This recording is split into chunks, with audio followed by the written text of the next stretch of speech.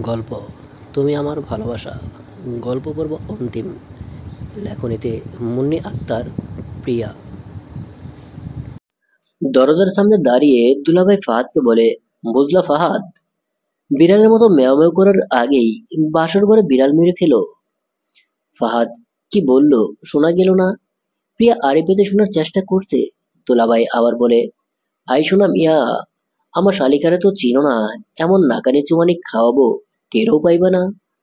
দুলাভাইয়ের সাথে সাথে আকাশ সহ আরো অনেকেই হো হো করে হেসে দিল। শুধুমাত্র মৃন্ময় চুপ করে আছে।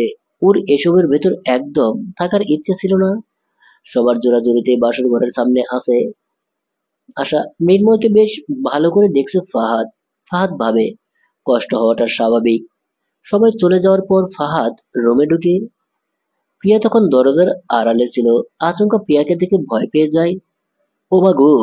প্রিয়া ফাহাদের মুখ চেপে ধরে বলে, চুপ, এভাবে চেঁচাচ্ছ কেন? আমি কি চোর না ডাকাত? প্রিয়ার হাত সরিয়ে ফাহাদ বলে, তুমি এখানে কেন? শুনছিলাম। কি? তোমাদের কথা। দুলাভাই বিড়াল মারার কথা বললো কেন? নিরীহ বিড়ালের কি দোষ? ফাহাদ মিটমিট করে হাসছে। উত্তর না দিয়ে এমন চোরের মতো হাসছো কেন? চোররা এভাবে হাসে, এটাকে চোরামি হাসি বলে। আর কত রকম হাসি আছে। কথা ঘোরাচ্ছ কেন? কখন কথা ঘুরালাম? বিড়াল মারার কথায় ছিলাম আমরা। ও আচ্ছা, বিড়ালের তো অনেক দোষ, কোনটা রেখে কোনটা বলবো? যেগুলো মেইন সেগুলো বলো। আচ্ছা বলছি, আসো। ফাহাদ প্রিয়াকে টেনে ড্রেসিং টেবিলের সামনে নিয়ে যায়। পেছন থেকে জড়িয়ে ধরে বলে, জানো, বিড়ালটাকে না আমার মারতে ইচ্ছে করে না। তাহলে মেরো না। মারবই তো না, এত কিউট বিড়াল কেউ মারতে নাকি? কোথায় সেই বিড়াল? আমিও দেখবো। দেখবে? হ্যাঁ, শিওর, পাক্কা শিওর।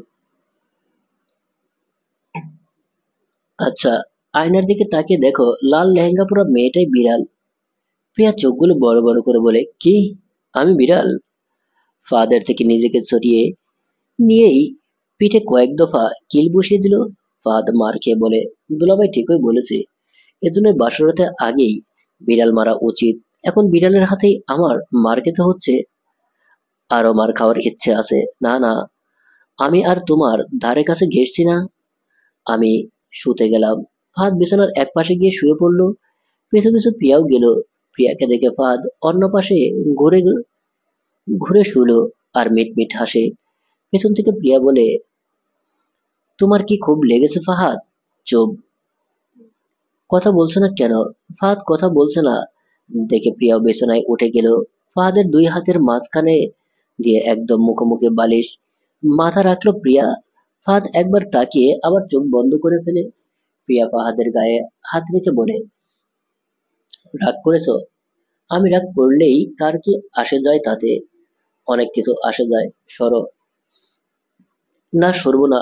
প্রিয়া এক হাত পা ফাহাদের উপর দিয়ে ঝাঁপড়ে ধরে শুয়ে রইল। ফাহাদ আর তখন রাগের অভিনয় করে থাকতে পারল না। চট করে প্রিয়াকে জড়িয়ে ধরে হেসে দিল। রাগ শেষ।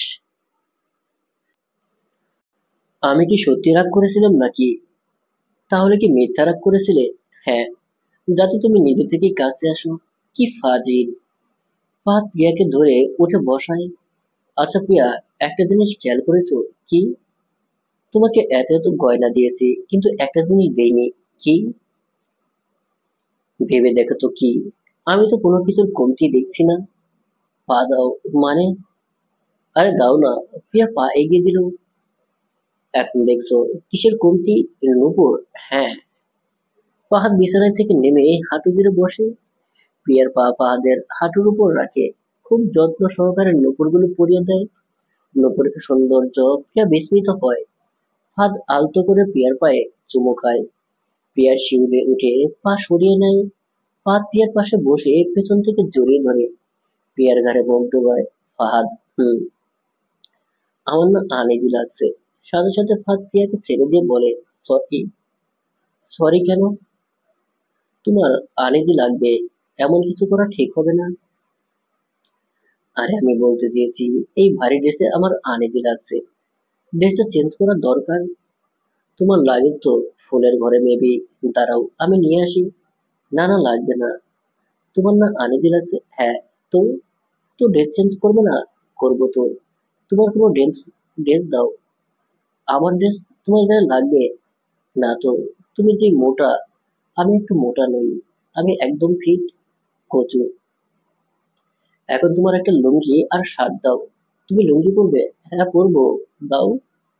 ফাহাদ একটা লুঙ্গি আর শার্ট এগিয়ে দেয় প্রিয়ার দিকে। এখানে দাঁড়িয়ে আছো কেন? আমার চেঞ্জ করা দেখবে? দেখলে কি হয়েছে? প্রিয়া চোখ গরম করে তাকায়। ফাহাদ, যাচ্ছি যাচ্ছি বলে ব্যালকনিতে চলে যায়। প্রিয়া লাইট নিভিয়ে দিয়ে ডিম লাইট জ্বালিয়ে দেয়। শার্ট পরতে পারলেও লুঙ্গিটা কিছুতেই পরতে পারছে না। অনেক চেষ্টা করে ব্যর্থ হয়। হতাশ হয়ে বিছানায় বসে পড়ে। ফাহাদ ব্যালকনি থেকে বলে, হয়েছে তোমার? না ফাহাদ, আমি কি রুমে আসবো? আসো। ফাহাদ রুমে এসে দেখে লুঙ্গি হাতে নিয়ে প্রিয়া বসে আছে। হতাশ মুখে শার্টটা হাঁটুর 1 ইঞ্চি উপরে ছুঁই ছুঁই করছে। এভাবে দেখে ফাহাদের ঘুম লেগে যায়। নিজেকে সামনে নিয়ে বলে, লুঙ্গি পরছো না কেন? পারছি না তো। এত প্যাঁচার জিনিস পরো কিভাবে তোমরা? ফাহাদ হো করে হেসে দিল। প্রিয়া বিরক্ত নিয়ে বলল, এত হেসো না তো। পারলে লুঙ্গিটা পরিয়ে দাও, আমি পরিয়ে দেবো। এমন একটা ভাব ধরছে যেন আমি পরপুরুষকে বলেছি। দাও দাও পরিয়ে দাও। আচ্ছা উঠে দাঁড়াও। প্রিয়াকে এমন অবস্থায় দেখে ফাহাদের মাথা ঘুরে যায়। কত স্বপ্ন দেখেছে প্রিয়াকে বউ করার, কিন্তু এত কাছে এসে ফাহাদের সব তালগোল পাকিয়ে যাচ্ছে। লুঙ্গি পরানো শেষে প্রিয়া ড্রেসিং টেবিলের সামনে দাঁড়িয়ে ঘুরে ঘুরে নিজেকে দেখছে। হাতের দৃষ্টি তখন প্রিয়ার উপর। কত হাসি খুশি একটা মেয়ে। ফাহাদ আস্তে আস্তে প্রিয়ার দিকে এগিয়ে যায়। প্রিয়া ফাহাদের দিকে ঘুরে বলে, দেখো তো আমায় কেমন লাগছে। ফাহাদ প্রিয়ার মুখের উপর আলতো করে হাত রাখলো। পা স্কুলে করে বিছানায় নিয়ে যায়। প্রিয়ার তখন দম যায় যায় অবস্থা। ফাহাদ যতই কাছে যায়, প্রিয়ার নিঃশ্বাস তত ভারী হচ্ছে। একটা সময় এতটা কাছাকাছি এসে পড়ে যে দুজনের নিঃশ্বাস একত্রে মিশে যাচ্ছে। প্রিয়ার চুলগুলো হাত কোপা করা ছিল। বাম হাতে কোপাটা খুলে দেয় ফাহাদ। চুলে মুখ ডুবিয়ে ঘ্রাণ নিতে থাকে। মাতাল করা ঘ্রাণ। বাম হাতে প্রিয়ার ঘাড় রেখে কপালে, গালে, ঠোঁটে, গলায় আলতো করে চুমু খায়। এরপর ঘাড়ে গভীর চুমু এঁকে দেয়। প্রিয়ার অবাধ্য হাত তখন ফাহাদের শার্ট আঁকড়ে ধরে। ফাহাদ এক হাতে প্রিয়ার শার্টের বোতামগুলো খুলে ফেলে। একটা সময় দুজনে হারিয়ে যায় এই ভালোবাসার অসীম সীমায়, যেখানে কেউ আটকানোর নেই, কেউ বাধা দেওয়ার নেই। একটি ভালোবাসা সম্পূর্ণ পূর্ণতা পেতে মোহিত হয়ে উঠেছে একে অপরের ভালোবাসায়।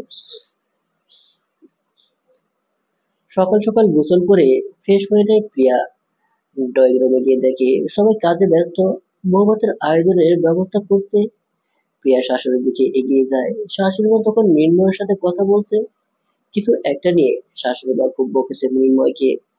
মৃন্ময় প্রিয়াকে দেখে থমকে যায়। কালো জর্জেট একটা শাড়ি পরেছে প্রিয়া।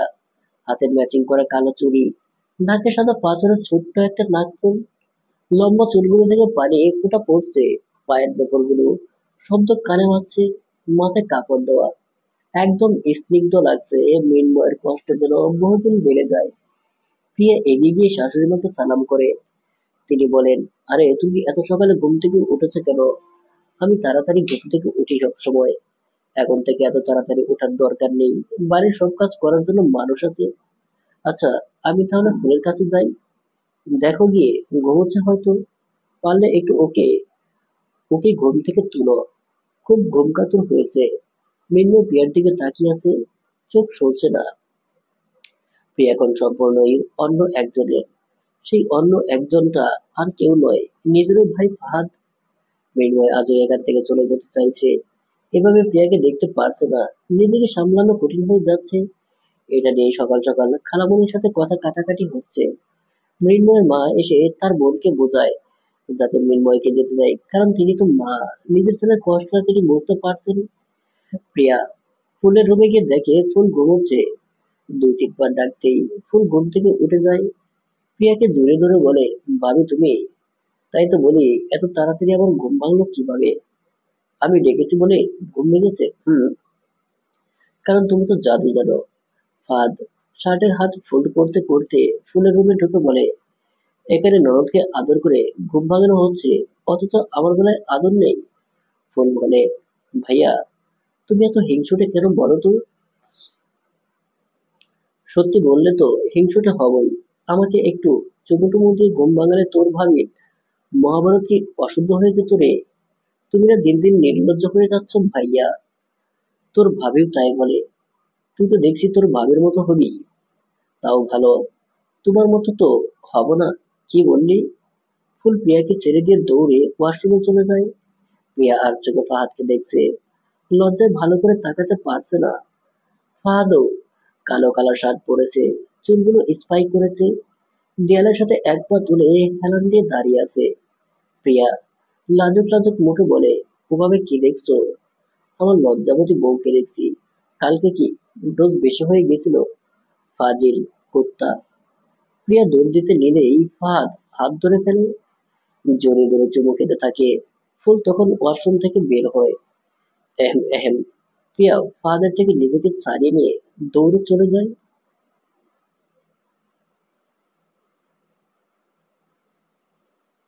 বিয়ের 1 সপ্তাহ পার হয়ে গিয়েছে। সব মেহমানের আসা যাওয়া শেষ।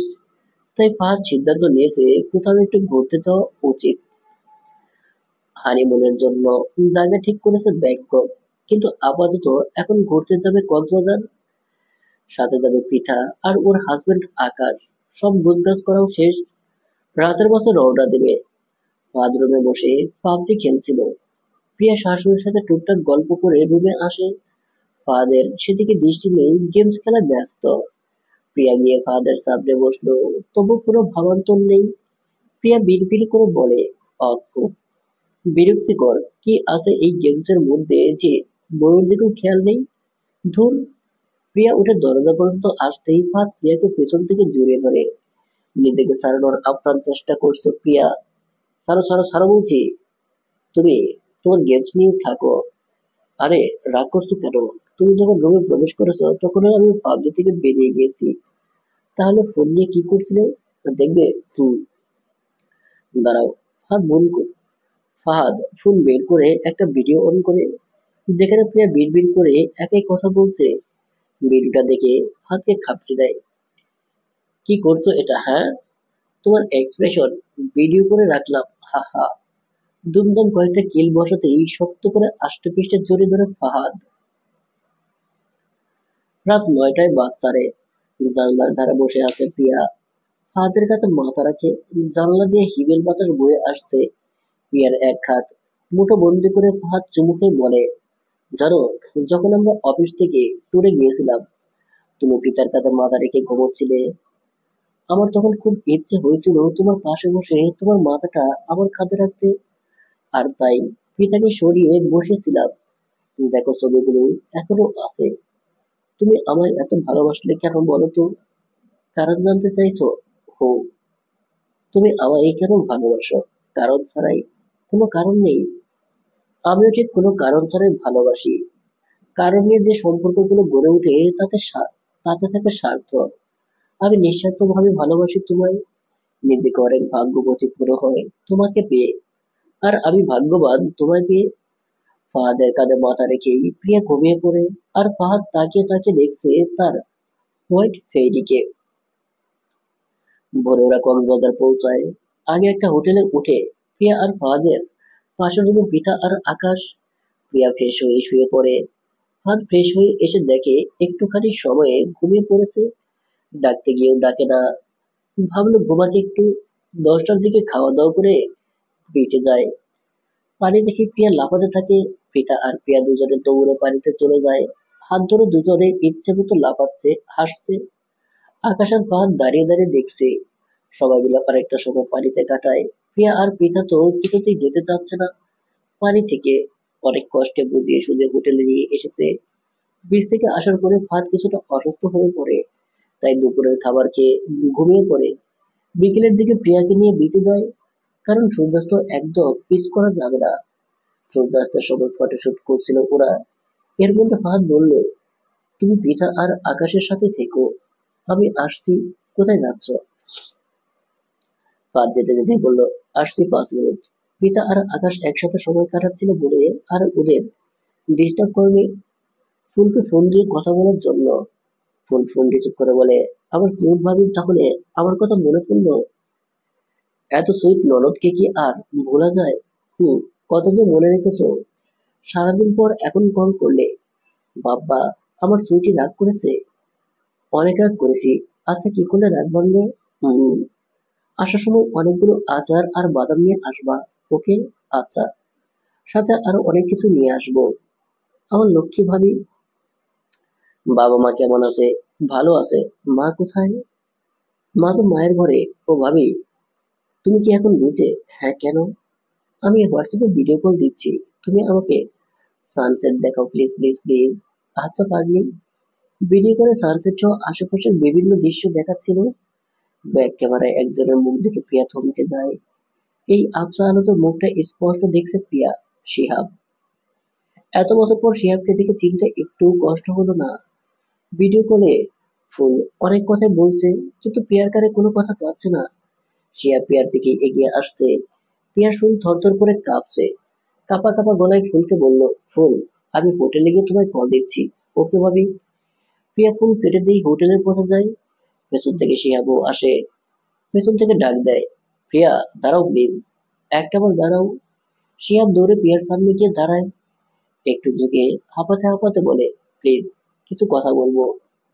প্রিয়া এবার ভালো করে দেখছে শিহাবকে। আগের মতোই আছে, কিন্তু চেহারার লাবণ্য নেই আগের মতো। কথা বলবে না প্রিয়া? তোমার সাথে কথা বলার কোনো ইচ্ছে নেই আমার। এটাই স্বাভাবিক। তবু একটু সময় দাও প্লিজ। সন্ধ্যা হয়ে গেছে, আমাকে যেতে হবে। তাহলে কাল সকালে প্লিজ। ভেবে দেখবো। ভেবে নয়, একটাবার প্লিজ। আচ্ছা ঠিক আছে। কাল সকাল 6টায় আমি এখানে অপেক্ষা করব। আসছি আমি। রাতে আর ঘুম আসলো না প্রিয়ার। জেগে জেগে ফাহাদকে দেখলো। ফাহাদের গালে হাত বুলিয়ে মনে মনে বলল, সরি ফাহাদ, তোমাকে না জানিয়ে যাচ্ছি। আমার অনেক কিছু বলার আছে শিহাবকে। সকাল সকাল ফ্রেশ হয়ে বেরিয়ে পড়ে প্রিয়া। বেঁচে গিয়ে দেখে শিহাব দাঁড়িয়ে আছে। প্রিয়াকে আসতে দেখে শিহাব এগিয়ে আসে। হাসি হাসি মুখে বলে, গুড মর্নিং। মর্নিং। কেমন আছো? প্রিয়া একবার ফাহাদের দিকে তাকিয়ে চুপ করে রইল। অনেকক্ষণ পর বলল, ভাগ্য আমাদের কোথায় নিয়ে আসে, তাই না শিহাব? একটা সময় ছিল যখন আমি তোমার জন্য পাগল ছিলাম। একটাবার দেখা করার জন্য কত অরুণয় বিনয় করতাম। কিন্তু তখন তুমি আমার দিকে ফিরেও তাকাওনি। আর আজ, আজ শত রিকোয়েস্ট করে তুমি আমায় দেখা করাতে রাজি করিয়েছো। শিহাব মাথা নিচু করে আছে। প্রিয়া বলল, এতগুলো বছর তোমার থেকে, তোমার স্মৃতি থেকে পালিয়ে পালিয়ে বেরিয়েছি, কিন্তু মন থেকে কেন জানতে চাইতো। একটাবার তোমার সাথে দেখা হোক, শুধু একটাবার। তোমাকে আমার অনেক প্রশ্ন করার আছে, যেগুলোর উত্তর তুমি আমায় দাওনি তখন। এখন কি দেবে সেগুলোর উত্তর? কেন করেছিলে আমার সাথে এমন? কেন ঠকিয়েছিলে আমায়? তোমার কোনো প্রশ্নের উত্তর নেই আমার কাছে প্রিয়া। কিন্তু আমি জানি আমি তোমার প্রতি অন্যায় করেছি। কাউকে ঠকিয়ে যে কেউ সুখী হতে পারে না, সেটা আমি ভুলে গিয়েছিলাম। কিন্তু প্রকৃতির কিছু ভুলে নেই। ঠিক কঠিন শাস্তি দিয়েছে আমায়। প্রিয়া একটা লম্বা শ্বাস নিয়ে বলল, তোমার বউ কেমন আছে? শিহাবের চোখগুলো ছলছল হয়ে গেল। গলা ধরে এসেছে। অনেক কিছু হয়ে গিয়েছে এর মধ্যে। আমি তোমায় ঠকিয়ে ঠিক করিনি। কি হয়েছে? আমার বিয়ের পর খুব ভালো মতোই সময়গুলো কাটছিল। হাসাহাসি, সুখ সবই ছিল। বিয়ের 6 মাস পর একদিন সংবাদ পেলাম আমার ওয়াইফ প্রেগনেন্ট। এত আনন্দের মধ্যেও আরেকটা আনন্দের খবর এলো। আরো বেশি ভালোবেসে ফেললাম ওকে। নাম কি তোমার ওয়াইফের? সুমা। বাহ, নামের তো খুব সুন্দর মিল। কোথায় সে? হোটেলে রেখে আসছো তা? তাহলে? সুমা যখন 3 মাসের প্রেগনেন্ট তখন বাথরুমে পা পিছলে পড়ে যায়। বাচ্চাটাকে বাঁচানো যায়নি। এরপর সুমা অনেক ভেঙে পড়ে। কারোর সাথে কোনো কথা বলে না, এমনকি আমার সাথেও না। তখন ডক্টর আর বাড়ির সবাই বলল সুমাকে নিয়ে যেন রাজশাহী থেকে ঢাকায় চলে আসি। ব্যস্ত শহরে ঘুরলে ফিরলে মনটা ভালো হয়ে যাবে। আমিও তাই করলাম। ঢাকায় একটা ফ্ল্যাট ভাড়া করলাম। অফিস থেকে এসে যতটা সময় পেতাম ওকে দিতাম। সত্যি বলতে অনেক ভালোবেসে ফেলেছিলাম ওকে। সময় পেলে ওকে নিয়ে ঘুরতে বের হতাম। একটা সময় ও ধীরে ধীরে স্বাভাবিক হতে থাকে। ভাবলাম আবারও আগের মতো হ্যাপি হব আমরা। কিন্তু এমনটা হলো না। পাশের ফ্ল্যাটের এক ছেলের সাথে সুমার সম্পর্ক হয়। 2 মাস পরে ছেলেটার সাথে ও পালিয়ে যায়। যাওয়ার আগে চিঠি লিখে যায়, যেটা লেখা ছিল, শিহাব, আমি আর তোমার সাথে সম্পর্ক রাখতে পারবো না। আমি দিদারকে ভালোবাসি, আর ওর হাত ধরেই বের হলাম। আমি তোমার সাথে হ্যাপি নই। আমাকে খোঁজার বেটা চেষ্টা করো না প্লিজ, আর আমায় ডিভোর্স দিয়ে মুক্তি দিও। কথাগুলো বলে শিহাব কাঁদছে। দ্বিতীয়বার মতো শিহাবকে কাঁদতে দেখছে প্রিয়া। আগেরবার কেঁদেছিল প্রিয়ার জন্যই, তবে সেটা ছিল অভিনয় মাত্র। কিন্তু এই কান্নাটা অভিনয় নয়। শিহাবের জন্য একটু খারাপ লাগছে না প্রিয়ার। রাস্তার একজন পথচারী যদি প্রিয়াকে এই কথাগুলো বলতো, তাহলে প্রিয়া শিওর যে কষ্টে কেঁদেই ফেলতো। কিন্তু এখন একটু কষ্ট হচ্ছে না। প্রিয়া কি বলবে বা বলা উচিত বুঝতে পারছে না। শিহাব নিজেকে কিছুটা সামনে নিয়ে বলল, আমাকে ক্ষমা করে দাও প্রিয়া। আমি জানি এইসব হয়েছে শুধু তোমাকে ঠকানোর জন্য। প্রিয়া তখন ঠায় দাঁড়িয়ে আছে। এবার শিহাব প্রিয়ার হাত ধরে বলল, আমায় ক্ষমা করে দাও প্লিজ। আরেকটা বার কি আমায় ক্ষমা করে সব আগের মতো করা যায় না? একটা সুযোগ আমাকে দাও। পৃথিবীর সব ভালোবাসা তোমায় দেবো, শুধু একটা বার সুযোগ দাও। আমি জানি তুমিও আমায় এখনো ভালোবাসো। প্রিয়া শিহাবের থেকে নিজের হাত ছাড়িয়ে নিল। ঠোঁটের উপরে তাচ্ছিল্যের হাসি। আমাকে টাচ করার কোনো রাইট নেই তোমার, শিহাব। আর আমি তোমার সুযোগ দেবো মানে কি? তুমি কি জানো আমি বিবাহিত? আদারওয়াইজ তুমি ভুল জানো। আমি তোমাকে ভালোবাসি না। একটা প্রতারক কখনোই আমার ভালোবাসার যোগ্য না। তুমি ম্যারিড, কেন বিশ্বাস হচ্ছে না? তুমি কি ভেবেছিলে আমি তোমার অপেক্ষায় পাগল বনে যাব? হ্যাঁ, সত্যি পাগল হতাম যদি তোমার ভালোবাসাটা সত্যি হতো। কিন্তু তুমি তো আমায় ঠকিয়েছো। পরিচিতির উপর দোষ চাপিয়ে খুব সুন্দর করে আমায় ঠকিয়েছো। আর আমি যদি বিবাহিত নাও হতাম, না, তবু আমি তোমার জীবনে কখনোই ফিরে যেতাম না। কখনো না। শিহাবের চোখ থেকে টপ টপ করে পানি পড়ছে। প্রিয়া কিছুক্ষণ দম নিল। এরপর ঠান্ডা গলায় বলল, তুমি যেদিন বিয়ের আনন্দে সামিল, সেদিন আমি বাবার লাশ জড়িয়ে ধরে কাঁদি। লাশ? তোমার বাবা? আমার বাবা বেঁচে নেই শিহাব। এর জন্য আমি দায়ী। কিভাবে জানো? কারণ আমি তোমার মতো একটা প্রতারককে ভালোবেসে নিয়েছিলাম, যার শাস্তি পেল আমার বাবা। আমাদের এক করে দিয়ে ওপারে চলে গেল। কি? কিভাবে হলো এসব? তোমার গায়ে হলুদের রাতে আমি তখন পাগল প্রায়। আবেগের বশে সুসাইড করতে চাই। বাবা ছিল হার্টের রোগী। আমাকে ওভাবে ঝুলন্ত অবস্থায় দেখে সহ্য করতে পারেনি। হার্ট অ্যাটাক করে মারা যায়। আমি তো ঠিকই বেঁচে গেলাম, কিন্তু মেরে ফেললাম আমার বাবাকে। তুমি যেদিন আনন্দে সেদিন যে বিয়ে করতে যাও, সেদিন আমার বাবার লাশ বুকে জড়িয়ে কেঁদেছি। তুমি যেই রাতে সবার সাথে ঘনিষ্ঠ মুহূর্ত কাটাও, আমি সেই রাতে বাবার ছবি বুকে নিয়ে কেঁদেছি।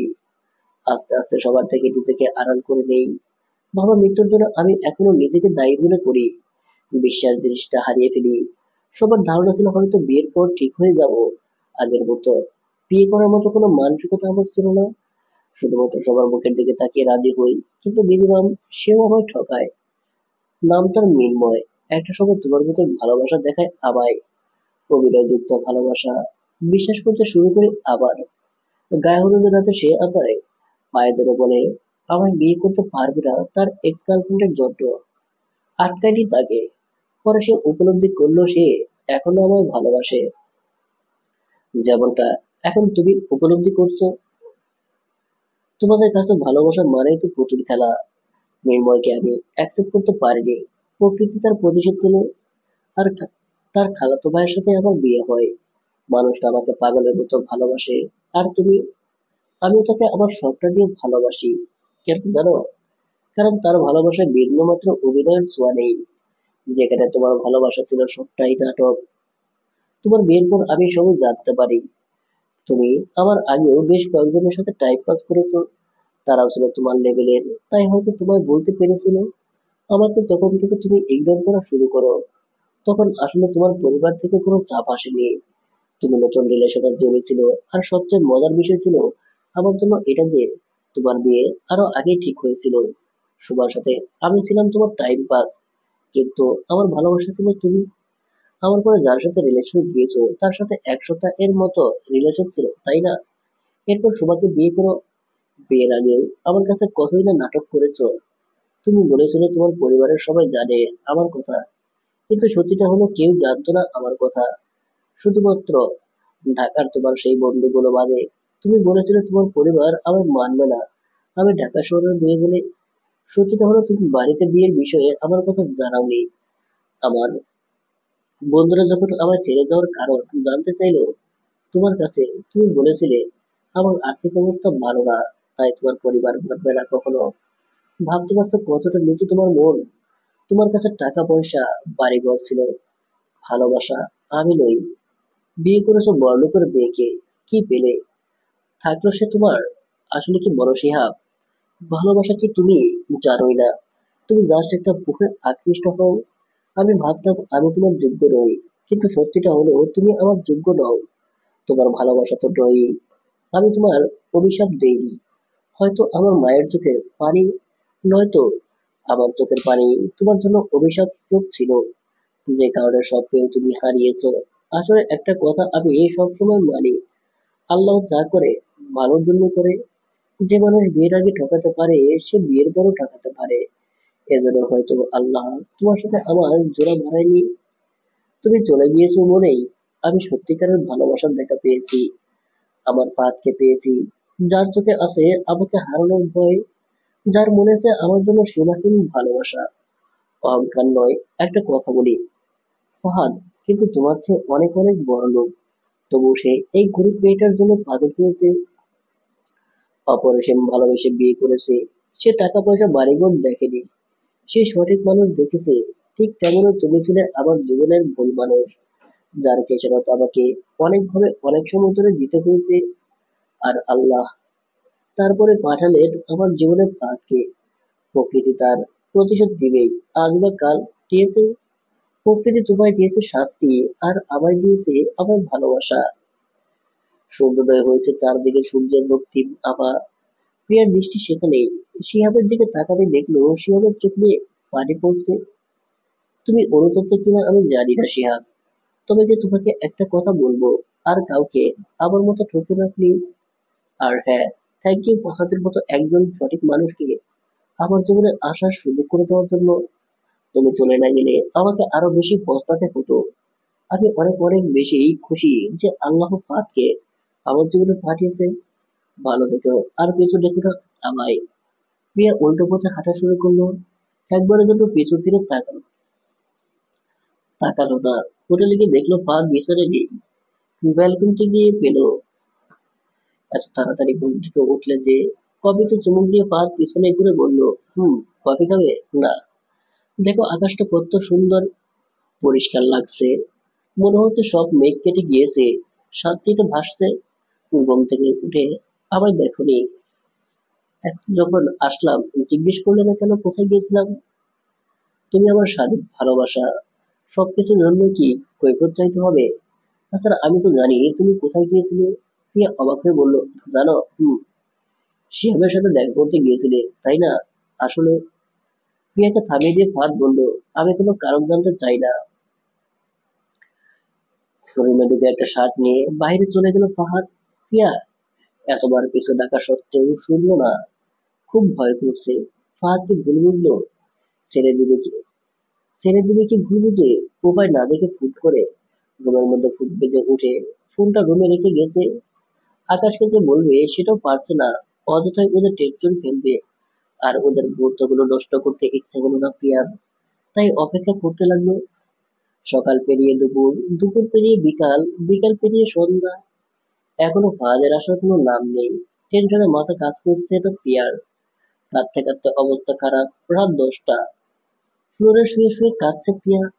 তখন দরজা খোলার আওয়াজ উঠে বসে ফাহাদকে দেখে দৌড়ে গিয়ে জড়িয়ে ধরে হাউমাউ করে কাঁদতে কাঁদতে বলে, কোথায় গিয়েছিলে তুমি? জানো কত টেনশন হচ্ছিল? কেন আমাকে করে একা করে চলে যাচ্ছিলে? আমার ভুল বুঝো না প্লিজ। ফাহাদ চুপচাপ নিচ থেকে প্রিয়াকে ছাড়িয়ে দেয়। ফাহাদের হাতে কিছু প্যাকেট ছিল, সেগুলো বিছানায় রাখতে রাখতে বলল, ফ্রেশ হয়ে নাও। তুমি আমার উপর রেগে আছো? আমার কথাটা শোনো ফাহাদ। কিছু না বলে ফাহাদ প্রিয়াকে ওয়াশরুমে নিয়ে যায়, শাওয়ার ছেড়ে দেয়। প্রিয়া হাজার কিছু বলতে চেয়েও বলতে পারছে না। গোসল শেষে ফাহাদ বেরিয়ে যায়। প্রিয়া চেঞ্জ করে বের হয়, কাঁদতে কাঁদতে বলে, আমার কথা শোনো প্লিজ, চুপ করে থাকো। প্যাকেট থেকে একটা সাদা শাড়ি বের করে ফাহাদ নিজ হাতে প্রিয়াকে শাড়ি পরিয়ে দেয়। নিজে চুল আঁচড়ে দেয়, খুব হালকা ফেস পাউডার দিয়ে দেয়। চোখ চোখে কালো আর ঠোঁটে লিপস্টিক দিয়ে দেয়, কপালের সাথে পাথরের একটা টিপ পরিয়ে দেয়, দুহাত ভর্তি খাঁজ কাটা কাঁচের চুড়ি পরিয়ে দেয়। প্রিয়ার কোনো কথাই শুনছে না, মন বাগানোর কোনো সুযোগ দিচ্ছে না। প্রিয়াকে রেডি করে ফাহাদ গোসল করতে যায়। অভিমানে কষ্টে বুক ফেটে কান্না আসছে প্রিয়ার। বিছানায় উপর হয়ে শুয়ে বালিশে বুক করে কাঁদতে থাকে। ফাহাদ গোসল করে একটা সাদা পাঞ্জাবি পরে হাতে ফাউল করে দেয়, দেয়ালের সাথে হেলান দিয়ে খালি কোণে গান ধরে। কেন ভাবো ছেড়ে যাবো তোমায়, ছেড়ে গেলে তোমায় পাবো কোথায়, তোমাকে নিয়ে জীবন, আর জীবন তো হয় না তোমার। তুমি আমার বসুন্ধরা, তুমি আমার বাঁচা মরা, তুমি আমার রঙিন আশা, তুমি আমার ভালোবাসা। গান শুনে প্রিয়া বালিশ থেকে বুক উঠিয়ে শোয়া থেকে বসে। ফাহাদ তখন মুচকি হেসে দুহাত প্রসারিত করে দেয়। প্রিয়া দৌড়ে এসে ফাহাদের বুকে ঝাঁপিয়ে পড়ে, ফাহাদ শক্ত করে জড়িয়ে ধরে। দুজনের চোখের আনন্দের অশ্রু এত করে ফাহাদের বুকটা শান্তি হলো। প্রিয়াকে বুকে নিয়ে কাজ করে পাগলি, আমি কি করে ভুল বুঝি বলো তো? আমি তো জানি আমার পরিটা আমায় কত ভালোবাসে। আমি কালই তোমার শিহাবের সাথে কথা বলতে দেখেছি। যদি আমি জানতাম না ওইটা শিহাব, তবে আমার মন বলছিল ওটাই শিহাব। আমি চাইতাম একটা বার তোমার ওর সাথে দেখা হোক, ও দেখুক তুমি কতটা ভালো আছো। আমার বিশ্বাস আছে তোমার প্রতি, তাই তোমার কোনো প্রশ্ন করিনি। তাহলে এতটা সময় কেন কষ্ট দিয়েছো? এতদিন পর এক্স এর সাথে দেখা, ওর অবস্থা জেনে বা ওকে দেখে তোমার খারাপ লাগতে পারে, তাই কিছুটা সময় আমি দূরে ছিলাম, যাতে তোমার মন শুধু আমার দিকে থাকে। তাছাড়া দুজনের প্রতি দুজনের ভালোবাসাটা উপলব্ধি করতে পারলাম। আমার যে কি কষ্ট হচ্ছিল তোমার ছাড়া থাকতে। আমি কখনো তোমায় ছাড়তে পারবো না।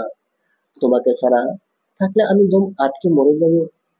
আমিও তোমাকে ছাড়া থাকতে পারবো না ফাহাদ। ভালোবাসি, ভালোবাসি, ভালোবাসি আমার পাগলিটাকে। দুজনে চুপ করে রইল কিছুক্ষণ। ফাহাদ বলল, প্রিয়া, হুম, চাই কি? আদর, নির্লজ্জ, বুকে লাগে তো। আর নির্লজ্জ যখন বললে, তখন নির্লজ্জের কাজটা করেই ফেলি। কি বলো? একদম না। তুমি না বললেও আমি শুনছি না।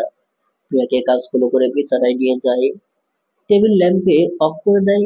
প্রিয়াকে একটা নিজের বাহুদুরে আবদ্ধ করে শাড়ি কুচি খুলে ফেলে। প্রিয়ার ঠোঁট নিজের ঠোঁটের দখলে নিয়ে নেয়। সুতরাং হয় আরো একটি ভালোবাসা পায় রাত। আমরা সবাই সবার ভুল বুঝতে পারি, কিন্তু অনেক দেরিতে। ততদিনে অপর মানুষটা হয়তো ভুলেই যায় কি ঘটেছিল তার জীবনে। ঠকিয়ে কেউ সুখী হতে পারে না। রিভেঞ্জ অফ নেচার বলতে একটা কথা আছে, প্রকৃতি কখনো তার প্রতিশোধ নিতে ভুলে না। মৃন্ময়ের একটা ভুল প্রিয়ার জীবনের সবকিছুর জন্য থমকে গিয়েছিল, যার ফলস্বরূপ প্রিয়াকে হারাতে হলো। চোখের সামনে ভালোবাসার মানুষটিকে ভাইয়ের বউ হিসেবে সহ্য করতে না পেরে পাড়ি জমালো বিদেশের মাটিতে। শিয়াব তার কর্মের ফল পেল প্রতিটা পদে পদে। জীবনের সুখের দেখা পেয়েও হারালো। কাউকে কাঁদিয়ে ঠকিয়ে সুখী হওয়া বড্ড কঠিন। অপরদিকে প্রিয়া ঠকে গিয়ে জিতে গেল। উপহার স্বরূপ পেল ফাহাদের মতো একজন সঠিক মানুষকে। দুজনের প্রতি দুজনের আছে অফুরন্ত ভালোবাসা। সময় পেলেই একে অপরকে বলে, তুমি আমার ভালোবাসা। সমাপ্ত। ধন্যবাদ প্রিয় পাঠক, গল্পটা সম্পূর্ণ মনোযোগ সহকারে শোনার জন্য। গল্পটি কেমন লাগলো তা অবশ্যই কমেন্ট করে জানাবেন। আবারও দেখা হবে নতুন কোনো গল্প নিয়ে। ভালো থাকবেন, সুস্থ থাকবেন। আল্লাহ হাফেজ।